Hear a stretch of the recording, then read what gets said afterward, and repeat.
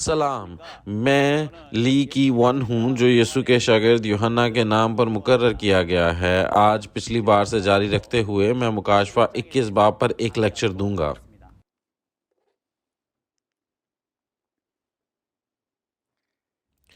پیشن گوئی اور مکاشفہ کی تکمیل پر گواہی خدا کا نیا عہد، جیسا کہ ہم یہاں دیکھ سکتے ہیں کہ یہ مکاشفہ کا باب 21 ہے اور عنوان وعدہ کردہ نیا آسمان اور نئی زمین شنچنجی ہے۔ اس سے پہلے ہم مرکزی حوالے میں داخل ہوں، میں آپ کو مکاشفہ کے باب 21 پر ایک مختصر خلاصہ پیش کروں گا۔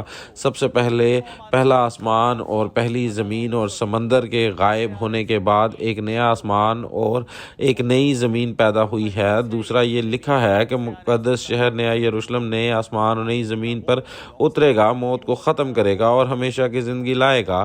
اور تیسرا، یہ لکھا ہے کہ جو غالب آئے گا وہ خدا کا بیٹا بن جائے گا اور خدا کی میراث کا وارث ہوگا۔ اب آئیں ایک ایک کر کے ان پر ایک نظر ڈالتے ہیں۔ سب سے پہلے ہم مکاشفہ کی 21 آیات سے 21ویں باب کی 1 تا 4 آیات کو پڑھیں۔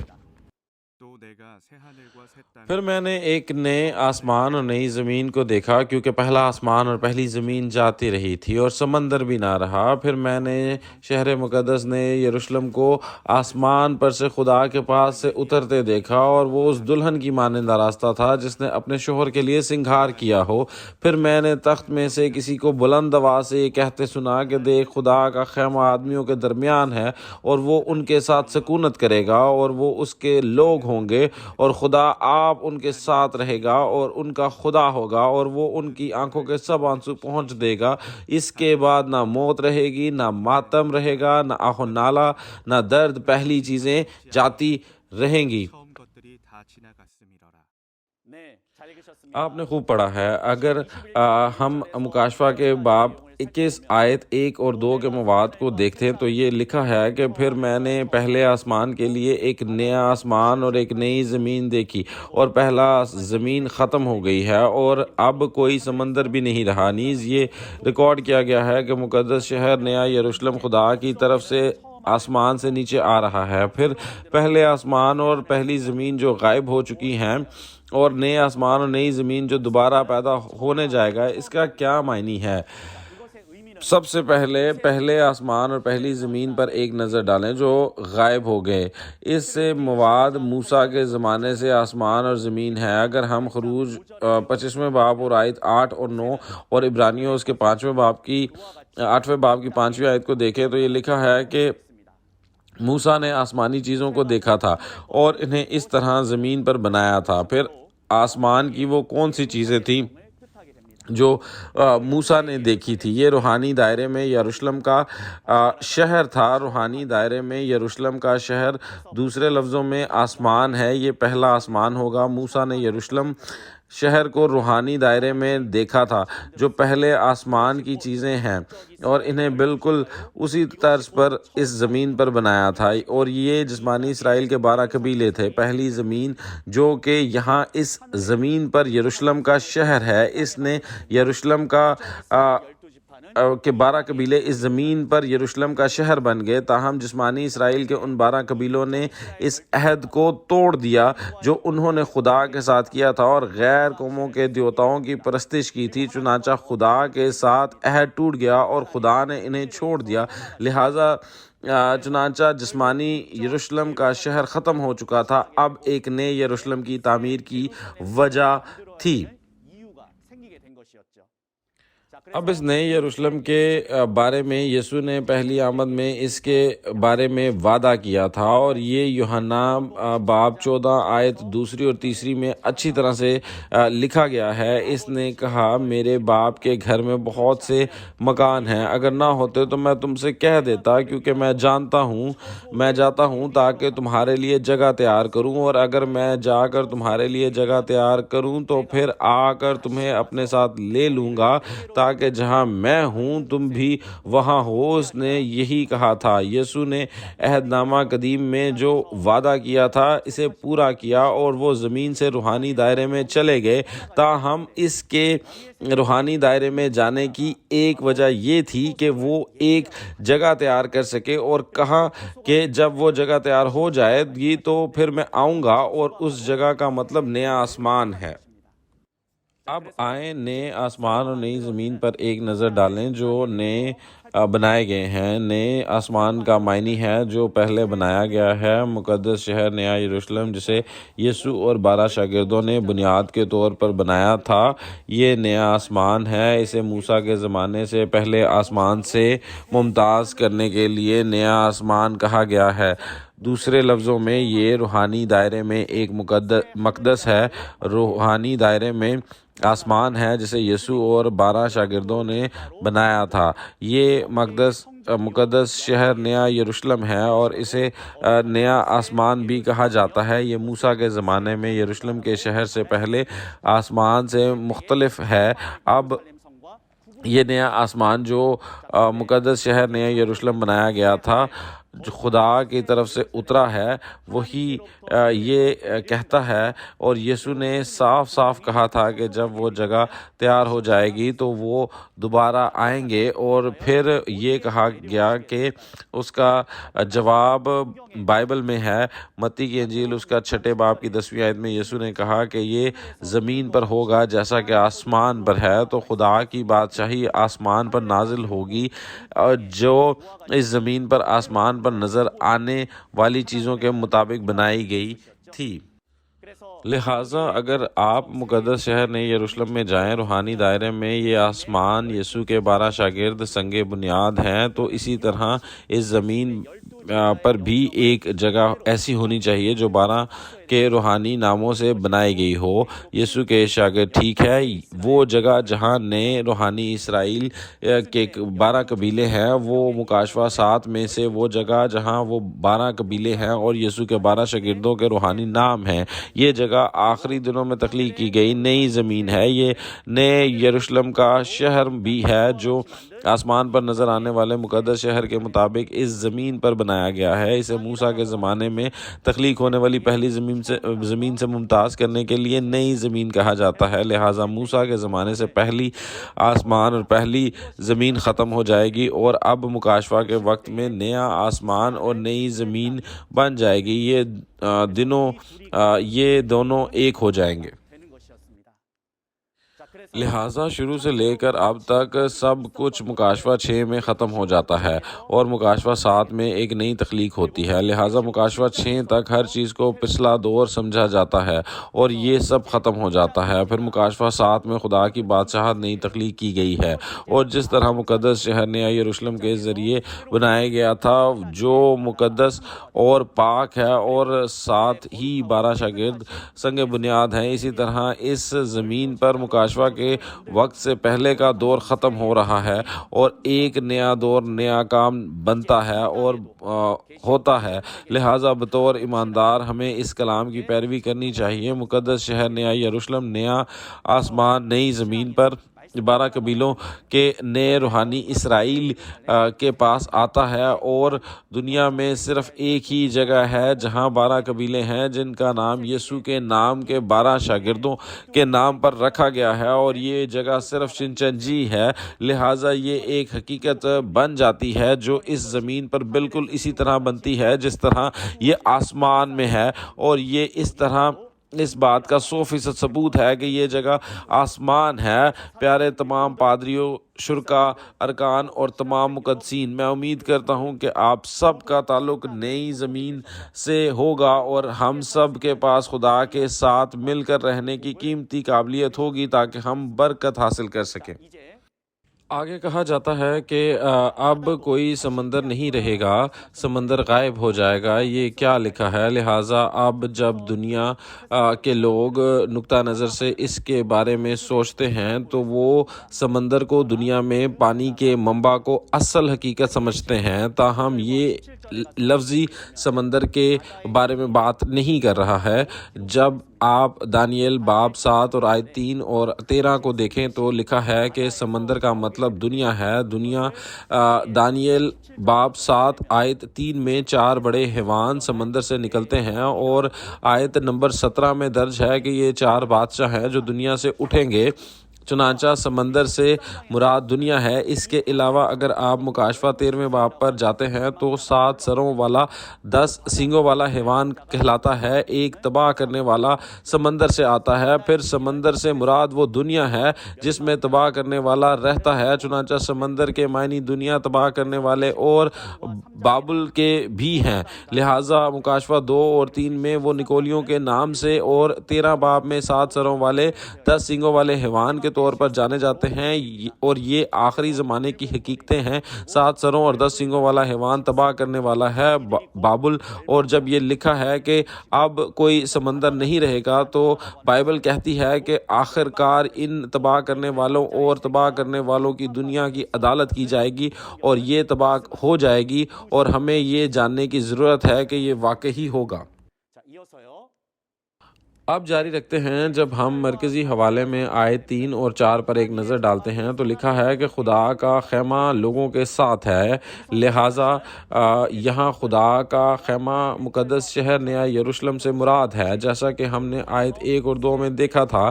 ہم اس کے بارے میں پہلے بھی جان چکے تھے، ٹھیک ہے۔ ہم نے سیکھا ہے کہ یہ نیا آسمان ہے اور جن کے 12 شاگردوں کو یسوع نے تخلیق کیا ہے۔ یہ 12 شاگرد بنیاد کے پتھر ہیں۔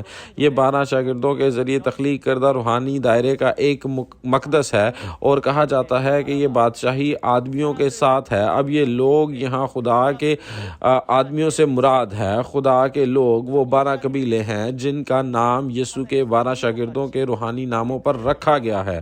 شنچنجی کے 12 قبیلے جو یہاں اس زمین پر پورے ہوتے ہیں جیسے وہ آسمان میں ہیں، یہ خدا کے لوگ ہیں۔ مکاشفہ باب 7 آیت 15 میں یہ لکھا ہے کہ خدا اپنا خیمہ ان پر لگا دے گا، اور یہ 1,44,000 ہیں، نئے روحانی اسرائیل کے 12 قبیلوں میں سے بڑی بھیڑ۔ لہٰذا خدا کا خیمہ مقدس شہر نیا یروشلم، خدا کے لوگ، شنچنجی کے 12 قبیلے اور نئے روحانی اسرائیل کے 12 قبیلوں کے ساتھ ایک ہو جائیں گے۔ تو جب وہ ایک ہو جاتے ہیں تو کیا ہوتا ہے؟ شاید کچھ اچھا ہوگا، ٹھیک ہے۔ اس کا نتیجہ آیت 4 میں دیا گیا ہے۔ خدا کے خیمے کے لوگ ساتھ رہنے کا کیا نتیجہ نکلتا ہے؟ یہ لکھا ہے کہ موت ختم ہو جاتی ہے، اب کوئی موت نہ ہوگی، رونا نہیں ہوگا اور ماتم اور درد نہیں ہوگا، کیونکہ یہ سب چیزیں ختم ہو چکی ہیں۔ یہ لکھا ہے کہ پہلی چیزیں ختم ہو چکی ہیں، چنانچہ موت ختم ہو چکی ہے، اب ہمیشہ کی زندگی مکمل ہوگی، ٹھیک ہے۔ یہ خدا کی بحالی کا کام ہے۔ بحالی کا کام پیدائش کے باب 6 اور آیت 3 میں یہ لکھا ہے کہ خدا نے آدم اور بنی ہوئے انسان کے گناہوں کی وجہ سے چھوڑ دیا تھا، اور وہ جسم بن گئے تھے، کیونکہ خدا جو کہ زندگی ہے اس نے رخصت لے لی، اس لیے موت اس دنیا میں ہے۔ اور ہم اس پر نظر ڈالیں تو لوگوں کی عمر کم ہو کر 120 سال رہ گئی ہے، اور دنیا پر موت کا راج تھا۔ یہ خدا کے دائرے اور مرضی سے بہت مختلف تھا۔ خدا جو چھوڑ گیا وہ دوبارہ تخلیق میں سب کچھ کرنا چاہتا ہے، اور یہ پہلے کرنتھیوں اس کے 15ویں باب کی 27-28 آیت میں درج ہے۔ تاہم خدا جو مقدس ہے اس گناہ سے بھرپور دنیا یا ان لوگوں کے ساتھ نہیں رہ سکتا جو گناہ سے آلودہ ہو چکے ہیں، لیکن اب خدا کا سارا منصوبہ پورا ہو رہا ہے، اور آخری وقت میں وہ ان لوگوں کو ظاہر ہوں گے جو خدا کے بیج کے ساتھ پیدا ہوئے اور کاٹے گئے، اور وہ 1,44,000 جن پر مہر ہوئی ہے،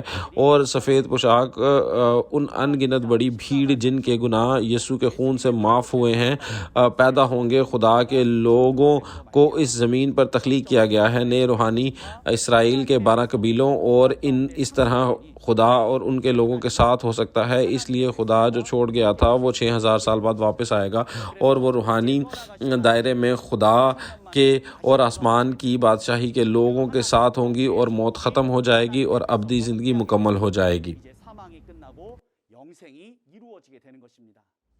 ہمارے تمام پیارے ارکان کے لیے ایمانداروں کا مقصد آسمان اور ابدی زندگی ہے، اور یہ کلام ہم میں پورا ہونا چاہیے، ٹھیک ہے۔ لہٰذا میں امید کرتا ہوں کہ ہم اپنے ایمان کو اس کلام کے مطابق گزاریں۔ مکاشفہ 7 बाब में लिखा है कि आखिरी दिनों में सिर्फ 1,44,000 सफ़ेद पोशाक में बेशुमार बड़ी भीड़ बच जाएंगे, और मैं उम्मीद करता हूँ कि हम सब इस जगह यानी नई ज़मीन में दाखिल होंगे ताकि हम निजात पा सकें और तमाम बरक़ात हासिल कर सकें जो कि अब्दी ज़िंदगी है तो ये हमें दी जा सकती हैं और हम खुदा के साथ मिल सकते हैं। ये वही है जिसके लिए मैं दिल से दुआ करता हूँ।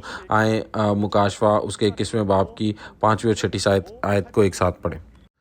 और जो तख्त पर बैठा हुआ था उसने कहा कि देख मैं सब चीज़ों को नया बना देता हूँ। फिर उसने कहा लिख ले क्योंकि ये बातें सच और बरहक हैं। फिर उसने मुझसे कहा कि ये बातें पूरी होंगी। मैं अल्फ़ा और ओमेगा यानी इब्तिदा और इंतहा हूँ। मैं प्यासे को आबे हयात के चश्मे से मुफ्त पिलाऊंगा।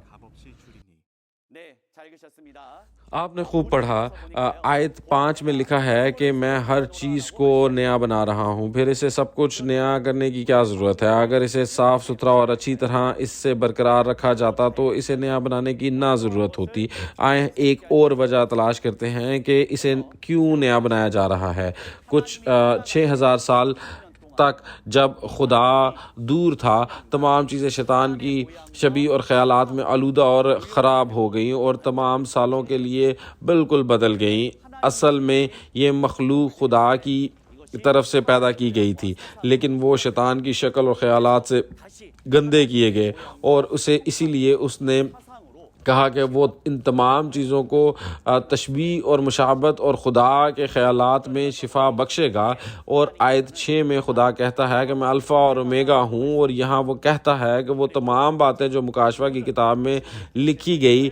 अब आप यहाँ स्क्रीन पर अल्फ़ा और ओमेगा को देखते हैं। ये इब्तिदा और इंतहा है, आगाज़ और इख्तिताम, जिसका मतलब है कि खुदा पेशनगोई करता है और वो पूरा करता है। चुनांचा खुदा ने खुद पेशनगोई की थी और इसने अपने आप कलाम के मुताबिक सब कुछ पूरा किया। ये खुदा की बहाली के काम को पूरा कर रहा है। इस तरह वो इस दुनिया को तख्लीक करता है जिस पर वो हुकूमत करता है और उसके साथ रहने वालों के लिए हमेशा की ज़िंदगी है। लिहाजा यूहन्ना बाब 19 और आयत 30 में कहा गया है कि अहदनामा कदीम के नबियों की तमाम पेशनगोइयाँ और उस वक्त यसू के ज़रिया पूरी हुई। इसी तरह आज जब हम मुकाशवा बाब 21 और उसकी 6ठी आयत पर जाते हैं तो हम देखते हैं कि वो तमाम चीज़ें जो नए अहदनामे में पेशनगोई की गई थी आज पूरी हो रही हैं। जो बात की जाती है वो ज़रूर होती है। मज़ीद मैं चाहता हूँ कि हम ये समझें कि ये सब चीज़ें यसू ने पहली आमद पर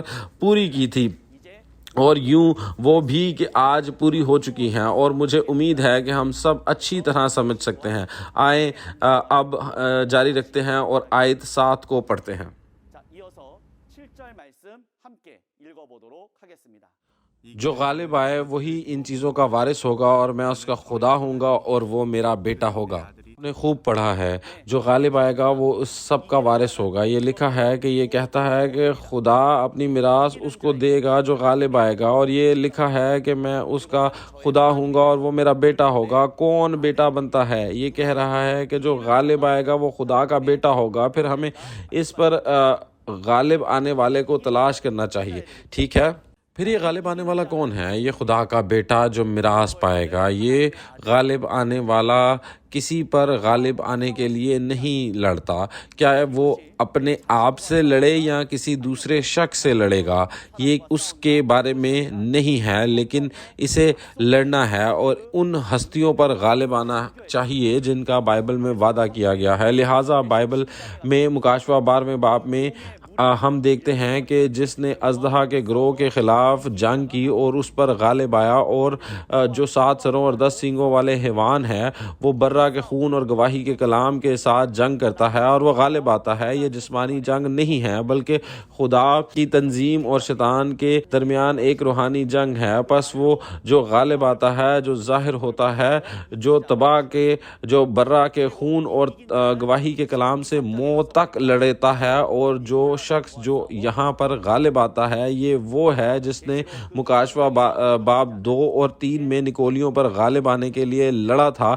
जो غالب آتا ہے، اور جو مکاشفہ باب 2 اور 3 میں ظاہر ہوتا ہے اور 12 برکات حاصل کرتا ہے، یہ اس وعدے کے پاسٹر کی آمد ہے جسے یسوع نے وعدہ کیا تھا کہ اگر وہ غالب آ جائے تو اسے بہت سی برکات دیں گے۔ یہ یسوع کا وعدہ تھا، اور آج شنزنجی کے چیئرمین لی مان ہی وہ وعدہ کے پاسٹر ہیں جنہوں نے نکولیوں سے جنگ کی اور ان پر غالب آئے۔ بائبل بیان کرتی ہے کہ اگر آپ غالب آ جاتے ہیں تو آپ کو 12 برکتیں ملیں گی، اور خدا نے یہ وعدہ پورا کیا تھا۔ لہٰذا 12 نعمتوں میں پہلی زندگی کا درخت کا پھل ہے، دوسرا زندگی کا تاج ہے، اور تیسرے کو دوسری موت سے کوئی فرق نہیں پڑ رہا، اور پوشیدہ من ہے چوتھا، اور یہ بہت اہم ہے۔ ٹھیک ہے، آسمان کے بھیدوں کی باتیں جو 2000 سال سے تمثیلوں اور 7 مہروں میں پوشیدہ ہیں، بالآخر آج وقت آنے پر یہ ظاہر ہو جاتی ہیں، اور اب مکاشفہ کا کلام ایک شخص کو کھانے کے لیے دیا جاتا ہے، اور اسے سفید پتھر اور لوہے کے عصا کا اختیار بھی دیا گیا ہے۔ صبح کا ستارہ جو یسوع ہے، تو صبح کا آغاز اس کے ساتھ ہوتا ہے، اور یہ کہا گیا ہے کہ وہ سفید پوشاک میں ملبوس ہوگا اور اس کا نام زندگی کی کتاب میں لکھا جائے گا، اور خدا کے مقدس میں ایک ستون ہوگا، یعنی اس کے سپرد ایک عظیم فرض کیا جائے گا، اور بیان کیا گیا ہے کہ جو غالب آئے گا، خدا اور مقدس شہر نے یروشلم کا نام اور یسوع کا نیا نام اس پر کند کیا جائے گا، اور وہ یسوع کے ساتھ اپنے تخت پر بیٹھے گا۔ لہٰذا غالب آنے والے کے پاس وہ خوراک ہوگی جو ابدی زندگی کی طرف سے لی جاتی ہے، آسمان کی بادشاہی کے ساتھ ساتھ عدالت کرنے کا اختیار بھی۔ لہٰذا آخری ایام میں اگر ہم ابدی زندگی کی خوراک مکاشفہ کے کلام کو جاننا چاہتے ہیں تو ہمیں اس شخص سے ملنا چاہیے جو غالب آتا ہے، جس نے یہ کلام حاصل کیا ہے اور اس کے پاس وہ پوشیدہ من ہے۔ ہمیں اس کے پاس آنا چاہیے اور ابدی زندگی کی یہ خوراک کھانی چاہیے، اور ابھی میں دیکھ رہا ہوں کہ آپ سب اس وقت میں بہت اچھی طرح اس خوراک کو کھا رہے ہیں، اور اس لیے میں امید کرتا ہوں کہ آپ مکاشفہ کی کتاب کے کلام کو نہ صرف ابھی بلکہ مستقبل میں بھی تفصیل سے سنتے رہیں گے۔ آئے اب ہم ایک ساتھ مل کر 8ویں آیت پر نظر ڈالیں۔ مگر بزدلوں اور بے ایمانوں اور گھمنڈے لوگوں اور خونیوں اور حرام کاروں اور جادوگروں اور بت پرستوں اور سب جھوٹوں کا حصہ آگ اور گندک سے جلنے والی جھیل میں ہوگا۔ یہ دوسری موت ہے۔ آپ نے خوب پڑھا ہے۔ آیت 8 میں نتیجہ یہ ہے کہ ایسے لوگ ہیں جو دوسری موت میں داخل ہوتے ہیں۔ پھر دوسری موت کیا ہے؟ آئے اس پر ایک نظر ڈالتے ہیں۔ ہاں، یہاں صرف خاکے کو دیکھنا بھی بہت خوفناک ہے۔ معلوم ہوتا ہے پہلی موت جسم کی گوشت کی موت ہے، اور دوسری موت جہنم کی وہ سزا ہے جو جسم کے مرنے کے بعد روح کو ملتی ہے۔ ہم ایمانداروں کو فردوس کی امید ہے، ہمیں جہنم کی یہ سزا کبھی نہیں ملنی چاہیے۔ تاہم جب ہم اس آیت کو دیکھتے ہیں تو ہم نے ابھی دیکھا تھا، بائبل ایسے لوگوں کے بارے میں بتاتی ہے جو اس طرح جہنم کے عذاب میں داخل ہوتے ہیں۔ بائبل مذاق نہیں کر رہی، ٹھیک ہے؟ اس لیے ہمیں اس کلام کو معمولی نہیں سمجھنا چاہیے۔ تو دوسری موت میں داخل ہونے والے کون ہیں؟ سب سے پہلے وہ بزدل ہیں جو حقیقت کو ماننے سے ڈرتے ہیں۔ بے ایمان وہ ہیں جو اس کلام کو پورا ہونے پر حقیقت کو نہیں مانتے۔ اب آیت 6 پر ایک نظر ڈالتے ہیں۔ کہا گیا ہے کہ اس نے مجھ سے کہا کہ یہ باتیں پوری ہوں گی۔ پس مکاشفہ کی کتاب کا کلام پورا ہوتا ہے اور تکمیل کی حقیقت اور اصل ہستیاں ظاہر ہوتی ہیں۔ چنانچہ آیت 6 میں پوری ہونے والی کی بات کہی گئی ہے۔ اس کا مطلب یہ ہے کہ حقیقتیں اور حقیقی ہستیاں ظاہر ہو چکی ہیں، لیکن بزدل اور بے ایمان ان لوگوں کی طرف اشارہ نہیں کر رہا جو یسوع پر ایمان نہیں لاتے، بلکہ یہ وہ لوگ ہیں جو ایمان لانے والوں سے ڈرتے ہیں اور اس حقیقت پر یقین نہیں کرنا چاہتے جو پوری ہو گئی ہے۔ پس جو لوگ اس طرح کی زندگی کو نہیں مانتے وہ دوسری موت یعنی گندک کی جھیل میں ڈالے جائیں گے۔ بدی سے مراد وہ لوگ ہیں جو خدا اور پر ایمان لانے کا دعویٰ کرتے ہیں اور برائی کرتے ہیں۔ قاتلوں سے مراد وہ لوگ ہیں جو روحانی قتل کرتے ہیں، جو مقدسوں کو عقائد کی ٹھیس لگاتے ہیں۔ جنسی طور پر غیر اخلاق وہ لوگ جو بدروحوں کے ساتھ رفاقت رکھتے ہیں، وہ لوگ جو جادو کے فن کے مشق کرتے ہیں، وہ لوگ جو جھوٹی قیاس آرائیوں کی مشق کرتے ہیں۔ بت پرست جھوٹے پاسٹرز ہیں۔ وہ لوگ جو جھوٹے پاسٹرز کی خدمت کرتے ہیں اور جھوٹ میں وہ ہیں اور جو جھوٹ کی گواہی دیتے ہیں، چنانچہ کہا جاتا ہے کہ یہ دوسری موت میں داخل ہوں گے، اور میں امید کرتا ہوں کہ آپ میں اور ہم سب وہ ہیں جو اس کلام کو سن کر حقیقت پر یقین رکھتے ہیں، سچائی کے کلام پر قائم رہتے ہیں اور کبھی جہنم میں نہیں جاتے۔ آئیں آیت 9 اور 10 پر نظر ڈالتے ہیں۔ پھر ان 7 فرشتوں میں سے جن کے پاس 7 سونے کے پیالے تھے اور وہ پچھلی 7 آفتوں سے بھرے ہوئے تھے، ایک نے آ کر مجھ سے کہا، ادھر آ، میں تجھے دلہن یعنی برے کی بیوی دکھاؤں، اور وہ مجھے روح میں ایک بڑے اور اونچے پہاڑ پر لے گیا اور شہر مقدس یروشلم کو آسمان پر سے خدا کے پاس سے اترتے دیکھا۔ آپ نے خوب پڑھا، اس میں کہا گیا ہے کہ 7 فرشتوں میں سے ایک جس کے پاس 7 پیالے تھے، جن کے پاس 7 پچھلی آفتیں سے بھرے ہوئے تھے، اور مجھ سے کہا گیا، آؤ میں تمہیں دلہن دکھاؤں گا جو برے کی بیوی ہے۔ تو پھر یہاں ایک شخص ہے جو دیکھتا اور سنتا ہے، یہ آج کے دور میں نیا یوحنا ہے۔ فرشتے نے کہا، میں تمہیں دلہن دکھاؤں گا برے کی بیوی۔ تو برے کی بیوی کون ہے؟ کیا آپ متجسس نہیں ہیں؟ اب آیت 10 میں پچھلی آیت کے اس فرشتے نے کہا ہے، مجھے روح میں ایک بڑی اور بلند پہاڑ پر لے گیا اور مجھے مقدس شہر نیا یروشلم دکھایا۔ یہ جانا پہچانا ہے، ٹھیک ہے، یہ وہی ہے جو ہم نے مکاشفہ 21 باب آیت 2 میں دیکھا تھا، اور مجھے مقدس شہر یروشلم خدا کی طرف سے آسمان سے نیچے آتا ہوا دکھائی دیا۔ لہٰذا یہاں کا مقدس شہر یروشلم یعنی مقدس شہر نیا یروشلم ہے، جسے ہم نے آیت 1 اور 2 میں دیکھا تھا۔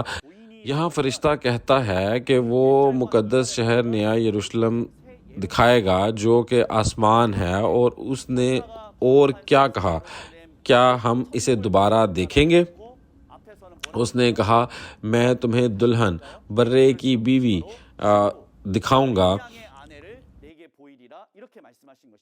تو مجموعی طور پر برے کی بیوی کیا ہے؟ اس سے مراد مقدس شہر نیا یروشلم۔ پھر نئے یروشلم کو برے کی بیوی کے طور پر کیوں ظاہر کیا گیا ہے؟ ہم پہلے ہی جان چکے ہیں کہ مقدس شہر نیا یروشلم روحانی دائرے کا ایک مقدس ہے جسے یسوع اور 12 شاگردوں کے ذریعے سے بنایا گیا ہے، اور یہاں یہ کہا گیا ہے کہ 12 شاگرد برے کی بیویاں ہیں، وہ ان کے ساتھ وہ اس کے شاگرد ہیں، لیکن وہ برے کی بیویاں کیوں ہیں؟ یہ روحانی انداز میں اس کی طرف اشارہ ہے، یسوع کے پاس خدا کا کلام ہے اور اس نے اپنے شاگردوں کو کلام کا بیج دیا، لہٰذا شاگرد ایک عورت کی حیثیت میں ہیں جو مرد سے بیج حاصل کرتی ہے اور بچوں کو جنم دیتی ہے۔ لہٰذا روحانی طور پر کلام کا بیج حاصل کرنے کے بعد شاگرد یسوع کی بیویوں کے مقام پر ہیں، اور یہ وہی وجہ ہے کہ پہلی آمد پر شاگردوں کو برے کی بیویاں کہا جاتا ہے، کیونکہ وہ اس حیثیت میں ہیں۔ یہ وہ ہیں جنہوں نے روحانی طور پر یسوع سے کلام کا بیج حاصل کیا ہے۔ اور فرشتہ یوحنا کو یہ مقدس شہر دکھاتا ہے، تو آج فرشتہ اسے نئے یوحنا کو دکھاتا ہے۔ پھر فرشتے کا یہ سب کچھ نئے یوحنا کو دکھانے کا کیا مقصد ہے؟ کیا یہ سیر و تفریح کے لیے ہے تاکہ وہ شیخی مار سکے جو اس نے بعد میں دیکھا تھا؟ ایسا نہیں ہے۔ یہ اس کو حکم دیتا ہے کہ وہ مقدس شہر کو جسمانی دائرے میں اس طرح بنائے جس طرح یہ روحانی دائرے میں ہے۔ لہٰذا متی اس کے 6 باب اور آیت 10 میں کہا گیا ہے کہ یہ زمین پر بھی ہو جیسا کہ آسمان پر ہے، اور اس کے معنی یہ ہیں کہ آج ایک شخص کو چنا ہے اور وہ اسے آسمان کی بادشاہی دکھانا اور اسے حکم دینا کہ وہ اس زمین پر اس طرح تخلیق کرے جیسا کہ تو نے اسے دیکھا ہے، اور ہم نے یہ بات مکاشفہ باب 4 میں اچھی طرح سیکھی ہے، ٹھیک ہے۔ روحانی دائرے میں خدا کی بادشاہی آج ایک شخص جسے دیکھنے کا موقع ملتا ہے، حقیقت میں یہ نیا یوحنا ہے اور اسے دکھاتا ہے، اور یہ نئے یوحنا کو دکھانے کا مقصد یہ ہے کہ وہ اسے تخلیق کرنے کا حکم دیے جیسا کہ اس نے دیکھا تھا۔ تو میں اس مقام پر یہ کچھ کہنا چاہتا ہوں کہ اگر کسی نے اس زمین پر تخلیق کیا ہے جیسا کہ اس نے آسمان پر دیکھا ہے، تو یہ اس بات کا ثبوت ہوگا کہ اس نے آسمانی چیزوں کو دیکھا ہے، صحیح؟ تو اس کے مطابق بتاتا ہے کیونکہ اس نے اس کو دیکھا تھا۔ پس اگر اس کے مطابق اور اس زمین پر کوئی چیز بنائی گئی ہے تو یہ اس بات کی دلیل ہے کہ وہ جگہ آسمان میں ہے۔ آئیں آیت 11 سے 21 کی تلاوت کریں۔ اس میں خدا کا جلال تھا اور اس کی چمک نہایت قیمتی پتھر یعنی اس یشب کی سی تھی جو بلور کی طرح شفاف ہو، اور اس کی شہر پناہ بڑی اور بلند تھی، اور اس کے 12 دروازے اور دروازوں پر 12 فرشتے تھے، اور ان پر بنی اسرائیل کے 12 قبیلوں کے نام لکھے ہوئے تھے۔ 3 دروازے مشرق کی طرف، 3 دروازے شمال کی طرف، 3 دروازے جنوب کی طرف، 3 دروازے مغرب کی طرف، اور اس شہر کی شہر پناہ کی 12 بنیادیں تھیں، اور ان پر برے کے 12 رسولوں کے 12 نام لکھے تھے۔ اور جو مجھ سے کہہ رہا تھا اس کے پاس شہر اور اس کے دروازوں اور اس کی شہر کو ناپنے کے لیے ایک پیمائش کا آلہ یعنی سونے کا غز تھا، اور وہ شہر چکور واقع ہوا تھا، اور اس کی لمبائی چوڑائی کے برابر تھی، اور اس نے شہر کو اس غز سے ناپا تو وہ 12,000 فرلونگ نکلا۔ اس کی لمبائی اور چوڑائی اور اونچائی برابر تھی، اور اس نے اس شہر پناہ کو آدمی یعنی فرشتے کی پیمائش کے مطابق ناپا، 144 ہاتھ نکلی۔ اور اس کی شہر پناہ کی تعمیر یشب کی تھی، اور شہر ایسے خاص سونے کا تھا شفاف شیشے کی مانند ہو، اور اس شہر کی شہر پناہ کی بنیادیں ہر طرح کے جوہر سے راستہ تھی۔ پہلی بنیاد یشب کی تھی، دوسری نیلم کی، تیسری شب چراغ کی، چوتھی زمرد کی، پانچویں کی، چھٹی لال کی، ساتویں سنہرے پتھر کی، آٹھویں فیروزہ کی، نویں زرجت کی، اور 10ویں یمنی کی، 11ویں سنگ سنبل کی، 12ویں یاقوت کی۔ اور وہ 12 دروازے 12 موتیوں کے تھے، اور ہر دروازہ ایک موتی کا تھا، اور شہر کی سڑک شفاف شیشے کی مانند خاص سونے کی تھی۔ آپ نے خوب پڑھا ہے۔ مقدس شہر نے یروشلم کی ظاہری شکل کو دیکھتے ہوئے معلوم ہوتا ہے کہ یہ بہت ہی قیمتی جواہر کی طرح ہے، جیسے بلور کی طرح شفاف یشب، اور ان آیات میں کئی طرح کے جوہرات نظر آتے ہیں جو ہم نے ابھی پڑھے تھے۔ ان آیات کو پڑھتے ہوئے بہت سے لوگ سوچ سکتے ہیں، واہ، اگر میں آسمان پر جاؤں گا تو وہاں سونا ہوگا، بہت سے قیمتی پتھر ہوں گے، تو آسمان میں میرے پاس قیمتی پتھروں کا ایک بڑا گھر ہوگا۔ تاہم روحانی دائرے میں آسمان کی بادشاہی روحانی روحوں سے بنی ایک تنظیم ہے، اور یہ روحوں کی بادشاہی ہے۔ وہاں کسی بھی پتھر سے بنی کوئی قیمتی چیز نہیں ہے، یہ ایک تمثیل ہے۔ لہٰذا مقدس شہر نے یروشلم جو آسمان سے نیچے آتا ہے، خدا، یسوع اور 12 شاگردوں اور شہداء کی روحوں کی ایک تنظیم ہے، اور یہ واقعی امید کرتا ہوں کہ آپ یاد رکھیں گے کہ یہ روحوں کی ایک تنظیم ہے۔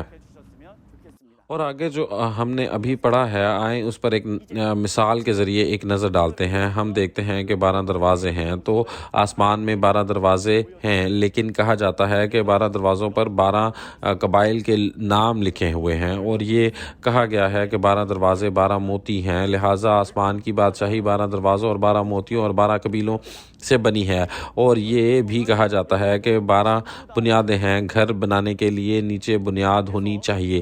یہاں کہا گیا ہے کہ اس کی 12 بنیادیں ہیں، اور آپ نے ان آیات کے ذریعے 12 بنیادیں دیکھی ہیں جو ہم نے ابھی پڑھی ہیں، لیکن آپ کو ان کو حقیقی اور لفظی طور پر قیمتی پتھر نہیں سمجھنا چاہیے۔ مثال 16واں باب اور اس کی 16ویں آیت میں خدا کی سچائی کے کلام کا موازنہ سونے اور چاندی سے کیا گیا ہے۔ اب 12 شاگردوں کے بارے میں پہلا پطرس اس کے دوسرے باب کی 4تھی آیت میں یسوع کو ایک قیمتی پتھر، زندہ پتھر کہا گیا ہے۔ دوسرے لفظوں میں یسوع ایک قیمتی پتھر ہے، وہ ایک قیمتی پتھر ہے، اور جو جوہرات کیسے ہیں؟ وہ قیمتی پتھر ہیں، وہ انمول ہیں، اور وہ وقت کے ساتھ تبدیل نہیں ہوتے ہیں۔ لہٰذا خدا کی نظر میں یسوع سچائی کے قیمتی کلام کے ساتھ ایک قیمتی شخص ہے، لہٰذا انہیں ایک پتھر کہا جاتا ہے۔ جب ہم کسی قیمتی شخص کے بارے میں بات کرتے ہیں تو ہم اسے شخص کو قیمتی پتھر یا جوہر کے طور پر پکار سکتے ہیں، اور یہی وجہ ہے کہ یسوع ایک قیمتی پتھر تھا، قیمتی زندہ پتھر۔ اور پہلا پطرس اس کے دوسرے باب کی 5ویں آیت میں کہا گیا ہے کہ تم بھی قیمتی زندہ پتھروں کی مانند ہو۔ شاگردوں کو بھی سچائی کا کلام مل چکا تھا، اس لیے وہ بھی قیمتی پتھر بن گئے تھے۔ خدا اور یسوع کی نظر میں دنیا میں پتھر تو بہت ہیں، لیکن 12 شاگرد قیمتی پتھر تھے، لیکن انہیں کیا ہوا؟ انہیں بدعتی کہا گیا۔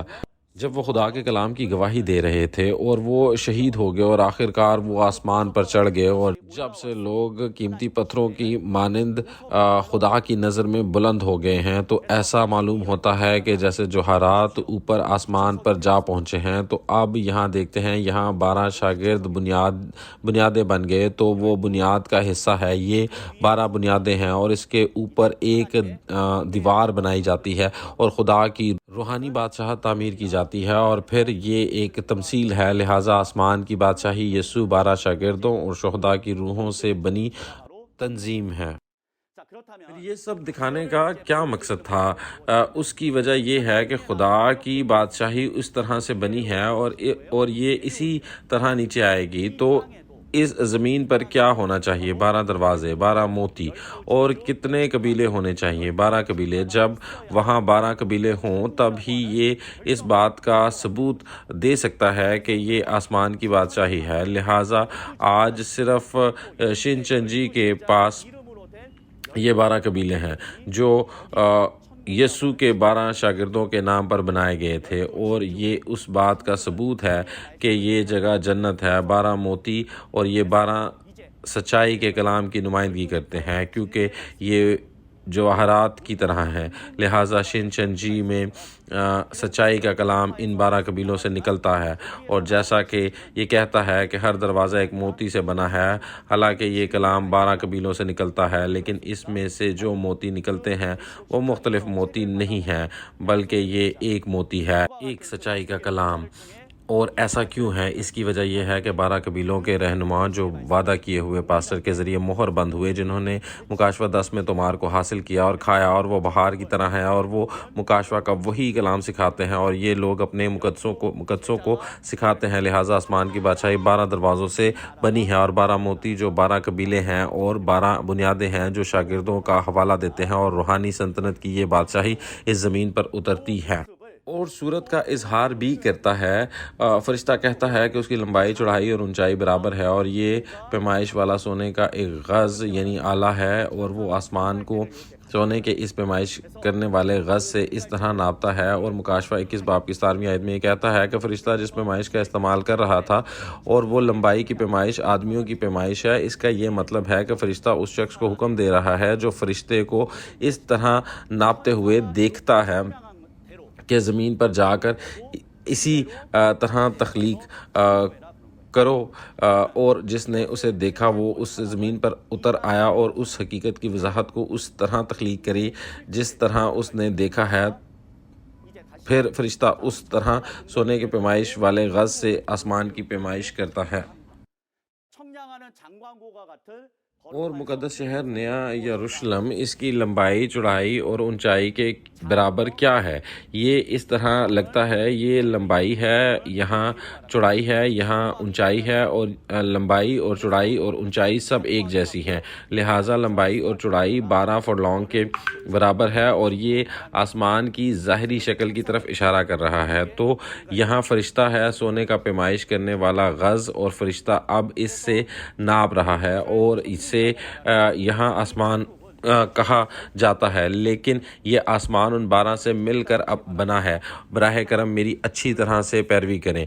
1 2 3 4 5 6 7 8 9 10 11 12 اس طرح۔ لہٰذا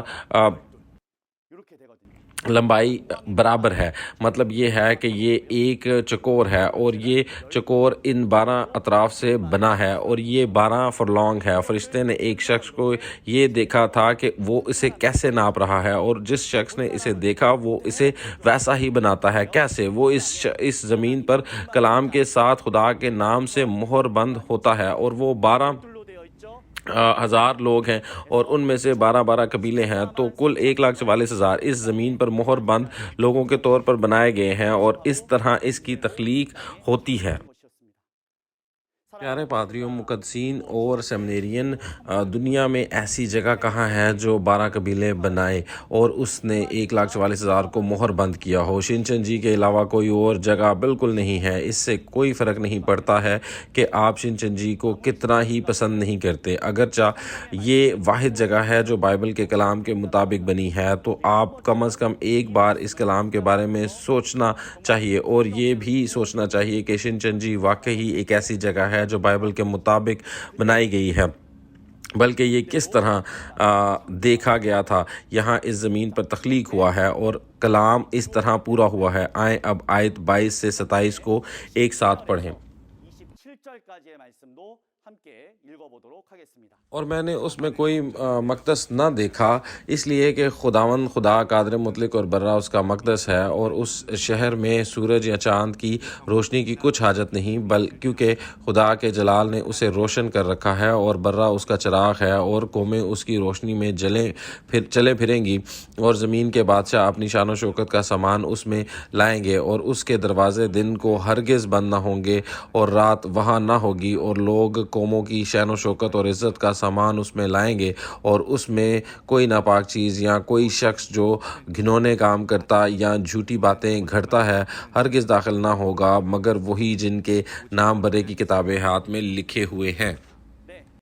جی ہاں، آپ نے خوب پڑھا ہے۔ یہاں سے میں آپ کے ساتھ آیات کے ذریعے چلوں گا۔ یہ کہتا ہے کہ میں نے اس شہر میں مقدس نہ دیکھا، وہ اب تک یہ سب دیکھ چکا ہے، تو اس نے کیوں کہا کہ اس نے اسے نہیں دیکھا؟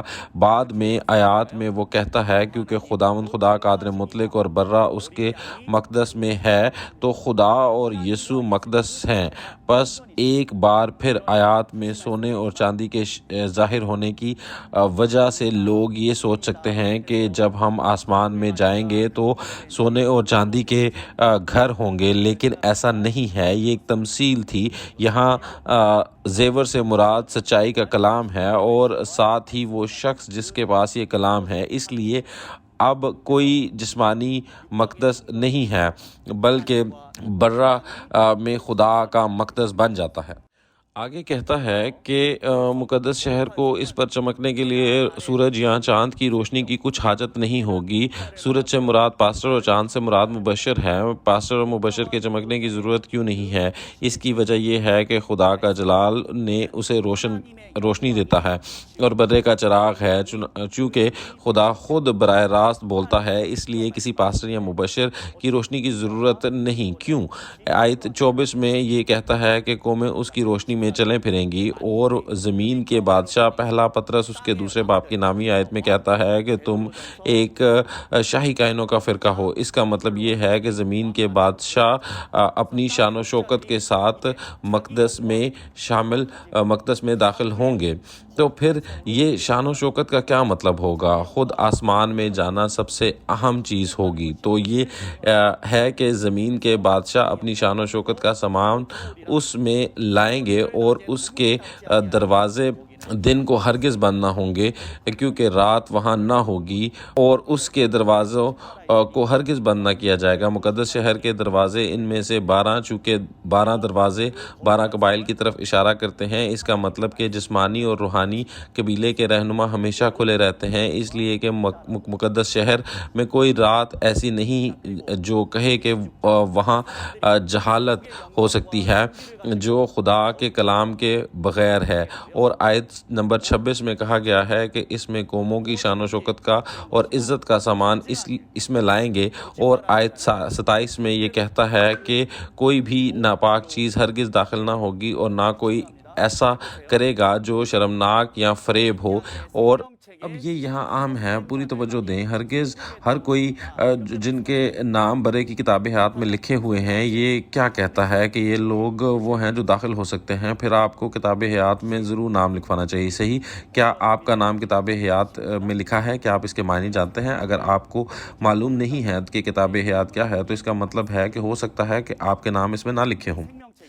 کتاب حیات آسمان کی رجسٹری سے مراد ہے۔ ایک کتاب جس میں زندگی گزارنے والوں کے نام درج ہیں وہ کتاب حیات ہے، اس لیے وہ کتاب حیات میں لکھے گئے ہیں۔ اگر ہم یوحنا اس کے پہلے باب کی 4 آیت کے مطابق زندگی کے بارے میں بات کریں تو یہ کہا ہے کہ خدا کے کلام میں زندگی ہے، پس جن کے پاس خدا کا کلام ہے وہ جو خدا کے فرزند ہیں اور وہ جن کو ان کی حقیقت جانتے ہیں ان کے پاس زندگی ہے، دوسرے لفظوں میں جن کے نام کتاب حیات میں لکھے گئے ہیں۔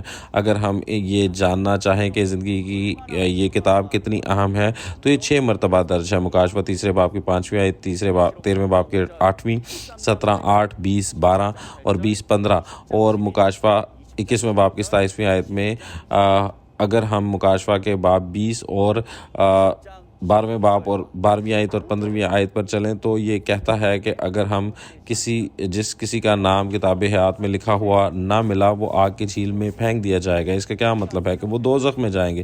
لہذا کتاب حیات انتخاب کا معاملہ نہیں ہے۔ سوچئے اس میں لکھا ہوا ہے کہ یا ہاں یا نہیں۔ ٹھیک ہے، اگر آپ ایماندار ہیں تو آپ کا نام کتاب حیات میں درج ہونا چاہیے، لیکن اگر آپ نہیں جانتے کہ کتاب حیات کیا ہے تو آپ اس میں درج نہیں ہو سکتے۔ آخر میں کتاب حیات کی حقیقت کیا ہے؟ یہ کلیسیا کی رجسٹری نے ہے جس کی قیادت وہ کرتا ہے جو غالب آتا ہے، زمین پر خدا کا وعدہ کیا ہوا پاسٹر، وہ چرچ جو جنت، اور دوسرے لفظوں میں یہ شنچنجی کے 12 قبیلوں کی رجسٹری، یہ جنت کی رجسٹری ہے۔ مکاشفہ 12ویں باب کی 20ویں آیت میں یہ کہتا ہے کہ کتابیں کھولی اور بائبل کی 66 کتابیں اور کتاب حیات بھی کھولی گئی، تو خدا کے پاس کتاب حیات ہے۔ لیکن جب ہم مکاشفہ کے 3 باب کی 21ویں آیت پر ایک نظر ڈالیں تو یہ کہتا ہے کہ جو غالب آتا ہے وہ یسوع اور خدا کے ساتھ تخت پر بیٹھے گا اور وہ ان کا انصاف کرے گا۔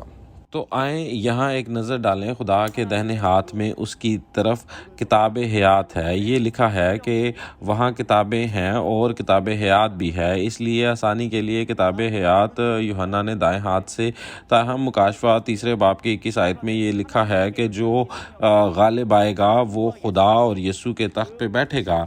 پس کتاب حیات جو خدا کے ساتھ ہے وہ بھی غالب آنے والے کے ہاتھ میں ہوگی، اور اسی لیے جیسا کہ آپ یہاں دیکھیں گے، جی ہاں، جو غالب آتا ہے اس کے پاس کتاب حیات ہے، کیونکہ خدا اور یسوع اس جگہ کے ساتھ جو غالب آنے والے کی قیادت میں ہے۔ یہ جگہ کیا ہے ہوگی؟ یہ آسمان ہے، اور یہاں جانا میرا نام کتاب حیات میں لکھنا ہے۔ اس چرچ کا وہ نام جس کے قیادت کی جاتی ہے، جو غالب آتا ہے، وہ شنچنجی، لہٰذا شنچنجی چرچ کی رجسٹریشن کی کتاب حیات کی حقیقت بن جاتی ہے۔ لہٰذا میں پوری امید کرتا ہوں کہ ہم سب کے نام کتاب حیات میں لکھے جائیں گے اور فردوس میں جائیں گے، اس ایک شخص کے علاوہ جو دوزخ میں جائے گا، اور وہ ہر شخص دوزخ میں جائے گا جس کا نام یہاں نہیں لکھا۔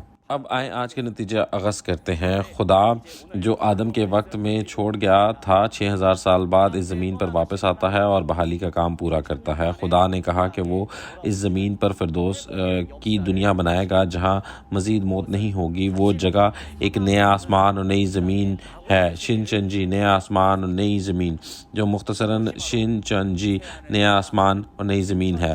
لہٰذا میں امید کرتا ہوں کہ ہر کوئی خدا کی بادشاہی میں آ سکتا ہے اور خدا کے ساتھ ہمیشہ رہنے کی اہلیت رکھتا ہے۔ ہمارے ایمان کا مقصد کیا ہوگا؟ سب کا کہ جنت کے علاوہ کوئی اور چیز۔ ہم پیسہ کمانے کے لیے ایمان نہیں رکھتے، ٹھیک ہے؟ یہ شہرت یا اقتدار کے لیے نہیں ہے، نہ ہی۔ لہٰذا ہمارے پیارے پاسٹر، مذہبی درسگاہوں کے ارکان اور تمام مقدسین، اگر ہمارا مقصد آسمان میں ہونا ہے تو میں امید کرتا ہوں کہ ہم سب مل کر اپنی ایمان کی زندگی پر چلیں، اور شنچنجی میں نئے آسمان اور نئی زمین میں ہمارے ایمانی زندگی کا راستہ ہے جہاں آسمان کا کام ہو رہا ہے۔ دوسرا، وہ واحد شخص جس نے مکاشفہ کی پوری کتاب کو دیکھا اور سنا ہے وہ وعدہ کیا ہوا پاسٹر ہے جس کا نام یسوع نے وعدہ کیا، اور یہ نیا یوحنا ہے۔ حقیقت میں وہ شنچنجی کے چیئرمین مان ہی لی ہیں۔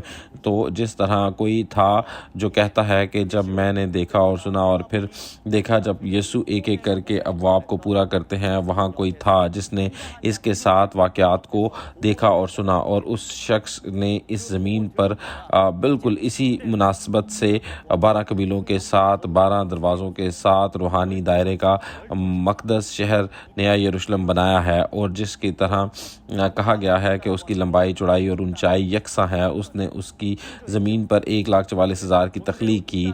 तो वो जगह जो इस ज़मीन पर बनाई गई है, जैसा कि रूहानी दायरे में है, शिनचंजी है जहाँ 12 कबीले हैं। इस तरह दुनिया में ये वाहिद जगह है।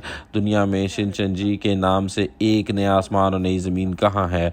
वो जगह कहाँ है जहाँ जिसे गवाही के ख़ैमे का मक़दस कहा जाता है? और आपको ऐसी जगह कहाँ मिल सकती है जिसमें 1,44,000 मोहर बंद हो? आज शिनचंजी क्योंकि वादा किया हुआ पास्टर सब कुछ देखा है, और वो उसने ज़मीन पर बिल्कुल वैसा ही तख्लीक किया है जैसा कि उसने देखा था, और यही बात का सबूत है कि ये जगह आसमान है जहाँ खुदा और यीशु हैं।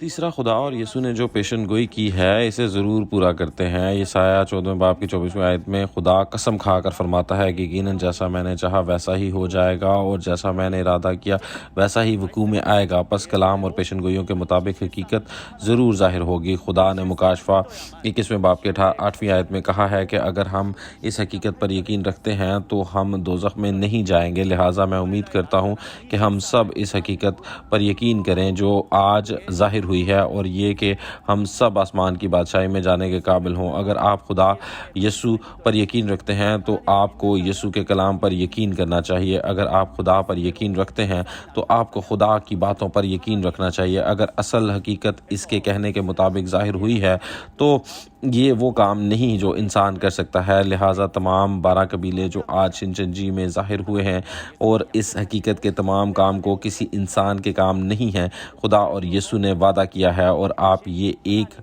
वक्त में है कि वो आज इस ज़मीन पर आए हैं और वो एक पास्टर के ज़रिए से काम करते हैं। लिहाजा खुदा और यीशु हर चीज़ को पूरा कर रहे हैं, और इस तरह से ये तमाम हकीकत खुदा और यीशु में है।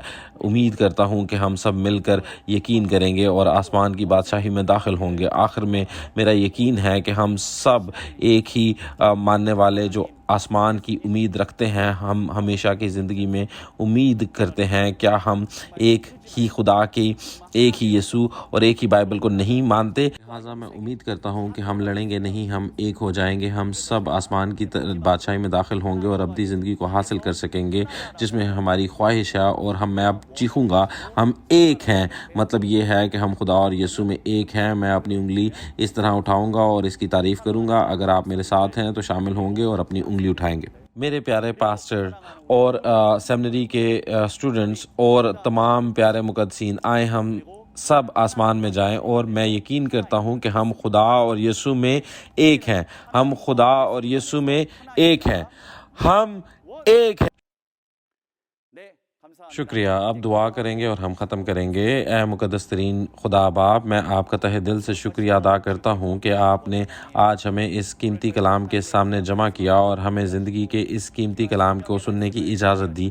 आज जिस तरह आपने आसमान पर बताया है आपके बादशाही और ज़मीन पर बनाई जा रही है, और नए रूहानी इसराइल के 12 कबीले और ज़मीन पर बनाए गए हैं।